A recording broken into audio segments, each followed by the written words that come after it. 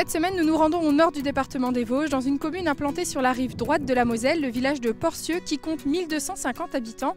Rencontre avec Simone Martin à la cristallerie de Porcieux. En fin d'émission, nous terminerons à l'ESAT de Belleval avec Laurence Fiatre. Mais tout de suite, c'est avec vous, Christelle Paillard, que nous débutons. Vous êtes maire de la commune depuis cette année. C'est votre premier mandat en tant que maire, mais une implication dans la vie communale, dans la vie politique depuis bien plus longtemps. Effectivement, parce que c'est mon 4e mandat, donc j'ai commencé à être élue en 1989 où j'avais 19 ans.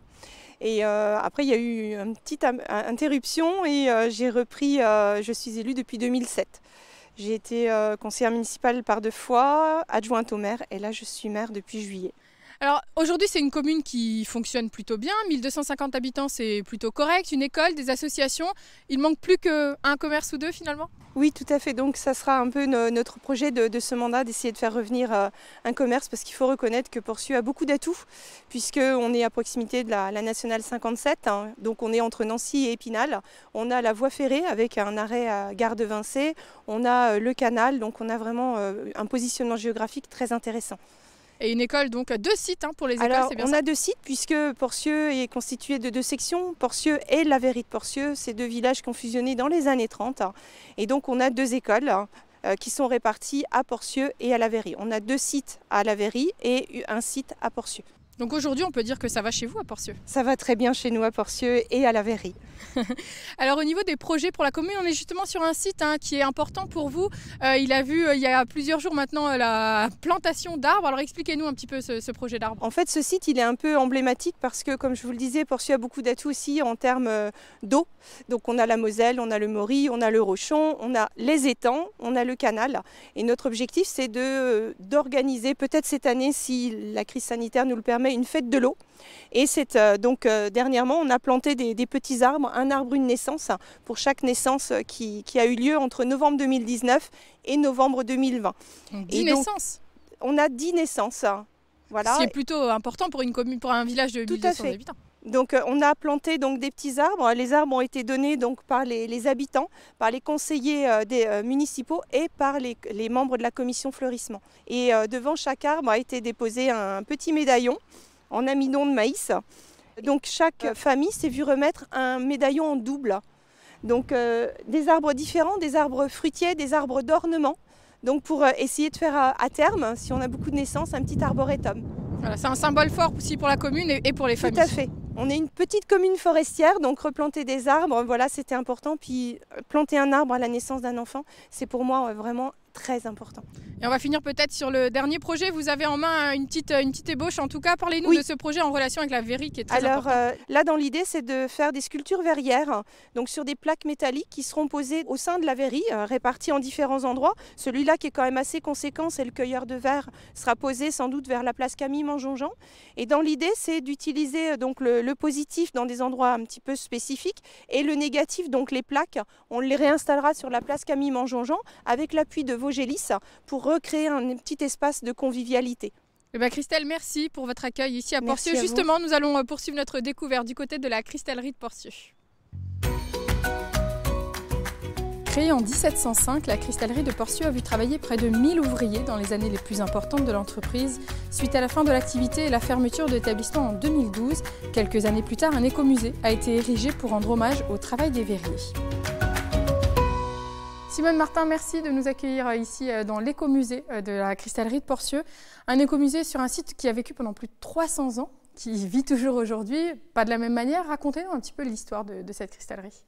Donc, c'est vrai que Porcieux date de 1705, on a fêté le tricentenaire en 2005.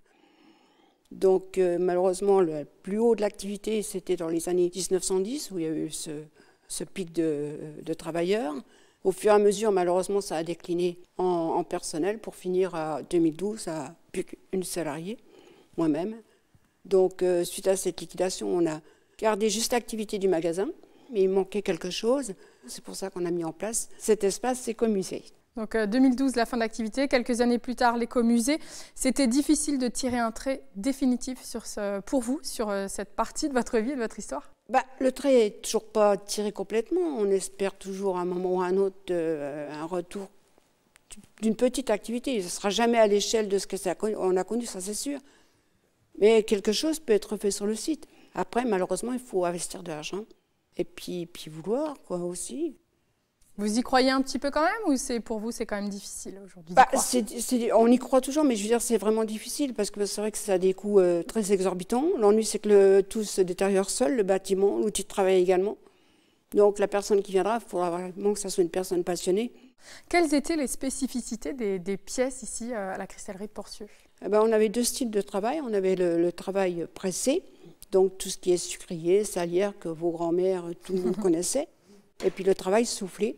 Donc à l'époque, on faisait du verre ordinaire, du cristal, de l'opaline de cristal. Pour finir, il y a 40 ans, à ne faire que du cristal. Donc pour faire des verres, il y avait 2 places, une grande place et une petite place. La petite place faisait essentiellement des verres, qui étaient composés de 7 personnes. 7 personnes pour faire un verre, du coup? Pour faire un seul verre, parce que le verre est coupé en 3 parties. Vous avez le contenant, l'apparaison qu'on appelle la jambe et le pied. Vous avez un souffleur attitré à chaque poste et un cueilleur. Donc ça vous fait 6, la 7e qui récupère le verre fini pour le mettre dans l'arche. Et alors combien de pièces sortaient par jour? Est-ce qu'on a des chiffres là-dessus? Les dernières années, les cadences étaient beaucoup moins élevées parce qu'à une certaine époque, c'était payé à la pièce. Donc forcément, le rendement était plus important. Ça débitait. L'ennui, c'est que la qualité était détériorée pour autant. C'est pour ça que ça a été abandonné, cette activité. Donc pour certains verres, on peut dire qu'on faisait, on va dire, des verres très compliqués, on faisait 20-30 pièces à l'heure. Et sur certains verres assez simples, on peut aller 60, 70, 80 pièces. Et alors aujourd'hui, il reste combien de pièces dans la boutique? Alors quelles sont les dernières pièces? Il me reste encore quand même, on va dire, 4 à 5 000 pièces sur la boutique. Bon, beaucoup de verres, et puis des petites pièces, et puis des grosses pièces. C'est pour ça que ça se comptabilise assez vite. Donc il n'y a plus de stock, ça y est, on est sur les 5000 dernières pièces. Tout le stock est en magasin, donc il reste, oui, il faut en profiter si on veut encore avoir du Porcieux, parce que ce sera des pièces qu'on ne retrouvera plus jamais. Et alors dans la partie écomusée, il y a plusieurs parties justement dans cet écomusée. Dans ce coin musée, j'ai fait deux postes. Un poste un peu plus histoire avec des photos et des visuels du village et de l'usine, et une partie plus production, c'est-à-dire on voit le matériel, le poste de travail du verrier, et une vidéo sur la production elle-même. Et est-ce que le métier de verrier aujourd'hui, alors il est peut-être plus celui qu'il a été, mais est-ce qu'on trouve encore beaucoup de verriers aujourd'hui? On en trouve encore, il y a encore des centres de formation, il y a encore des écoles qui forment des verriers.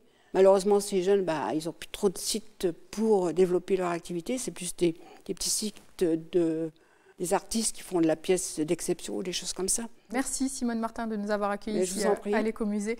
Nous terminons notre émission du côté de l'ESAT de Belleval. Plus de 150 ans se sont écoulés depuis la création de la ferme hospice de Belleval, devenue ESAT, avec l'association du même nom fondée en 1937. L'association œuvre en faveur de l'accueil de personnes en situation de fragilité et gère également sur ce même site un foyer d'hébergement et un accueil de jour. Tour d'horizon de l'ESAT de Belleval avec sa directrice Laurence Fiatre. Laurence, merci de nous accueillir ici. Alors nous sommes dans la partie industrielle de l'ESAT de Belleval, mais très concrètement, qu'est-ce qu'un ESAT? Alors un ESAT est un établissement de travail protégé. C'est-à-dire que c'est une entreprise sociale, si on veut bien, qui permet à des personnes qui n'ont pas encore ou n'auront jamais la possibilité de travailler en milieu ordinaire, de travailler comme tout à chacun et de gagner leur vie. La différence avec une entreprise classique, c'est que des moniteurs les accompagnent, les guident et leur enseignent le métier. Il y a ce site, un ESAT, sur ce site, un ESAT, on le disait, mais il y a aussi des foyers, un accueil de jour également, il y a différentes choses, différentes activités finalement. Voilà, l'association de Belleval est composée d'un ESAT, il peut accueillir 55 travailleurs, d'un foyer d'hébergement qui est rattaché, certains travailleurs y logent ou pas, parce que nous avons une dizaine de personnes externes, et puis également d'un foyer de vie, qui accueille des personnes adultes, parce que tous nos établissements sont ouverts pour des personnes adultes, composés en 3 services, un de 37 places et un de 20 places pour des personnes plus âgées, généralement les retraités d'ESAT. Il y a vraiment finalement plusieurs générations sur ce site. On ressent l'aspect familial que vous souhaitez conserver ici à Belleval. Complètement. Nombre de personnes n'ont plus de famille et donc sont accueillies à Belleval et vivent ici à longueur d'année, si bien que nous essayons de recréer, et puis en plus c'est fort agréable, un accueil qui soit de proximité et qui soit le plus sympathique, convivial et bienveillant possible. Alors aujourd'hui, qui sont les personnes qui viennent vous voir uniquement du département? D'où viennent-elles? Comment ça se passe? Essentiellement des personnes du département, à 98%. C'est des personnes essentiellement qui viennent d'IME, d'instituts médico-éducatifs, et qui bénéficient d'une orientation en travail protégé. Alors ces orientations peuvent être données pour entre 2, 5 ou 10 ans par la maison départementale des personnes handicapées, et à l'issue de la période d'orientation, redemande une orientation ou pas. Voilà. Mais généralement, elle redemande une orientation parce que c'est compliqué pour la majorité des personnes que nous accueillons. Ce serait compliqué encore aujourd'hui de travailler en milieu ordinaire. Alors comment ça se passe sur le site? Vous avez deux filières, une filière industrielle, nous sommes d'ailleurs dans l'atelier, une filière agricole. Expliquez-nous un petit peu quelles sont les missions des personnes qui travaillent ici. Sur l'atelier industriel, les personnes travaillent pour des donneurs d'ordre locaux. Alors une entreprise sur Charmes qui travaille pour l'automobile, une entreprise sur Nomexi qui travaille dans le secteur paramédical, et puis, comment dirais-je, une entreprise sur Vincé. Ces entreprises locales nous confient des travaux de manutention ou de conditionnement. On a également une petite unité où nous produisons nous-mêmes nos articles textiles que nous commercialisons lors de portes ouvertes ou d'événements que nous organisons. Alors vous parliez de travailler pour l'automobile, vous avez donc une certification pour travailler avec ce secteur-là? Le secteur de l'automobile nous demande une certification et nous avons l'ISO 9001. Donc nous sommes le seul ESAT du département à avoir cette certification. Alors on parlait du côté industriel et du côté agricole, alors une vraie ferme qu'on connaît, une ferme traditionnelle. Voilà, une vraie ferme traditionnelle avec une cinquantaine de bovins, dont 20 vaches laitières, 25 cochons, 250 poulets, plus de 80 lapins, plus de 100 poules pondeuses. Une ferme traditionnelle qui permet aux personnes qui bossent sur la ferme de pouvoir apprendre différents types d'élevage et leur apporter le plus de compétences possible. Donc ces produits sont également transformés. Alors tout n'est pas transformé ici sur place, mais une partie lait, notamment l'aspect fromage. L'essentiel de notre lait est vendu à une laiterie. Pour autant, le lait également est fourni sur nos foyers, et puis une autre partie est transformée pour réaliser du fromage blanc et du fromage que nous commercialisons sur notre magasin de vente de produits fermiers qui est ouvert en fin de semaine et sur lequel est commercialisé non seulement tout ce qui est laitier, mais également la viande, et puis également toute une partie charcuterie, puisque nous faisons transformer nos cochons en produits charcutiers. Avec des aboutissements valorisants aussi pour les aides, puisque certains de vos produits ont été dernièrement labellisés « Je vois la vie en Vosges terroir ». Nous avons obtenu une médaille d'or pour notre bacon. On est très fiers parce que l'idée, c'est vraiment de faire des produits de qualité. Visiblement, c'est reconnu en tout cas. Merci Laurence de nous avoir fait découvrir le fonctionnement de votre ESAT. Notre émission est terminée pour aujourd'hui. Je vous donne rendez-vous la semaine prochaine. À très bientôt.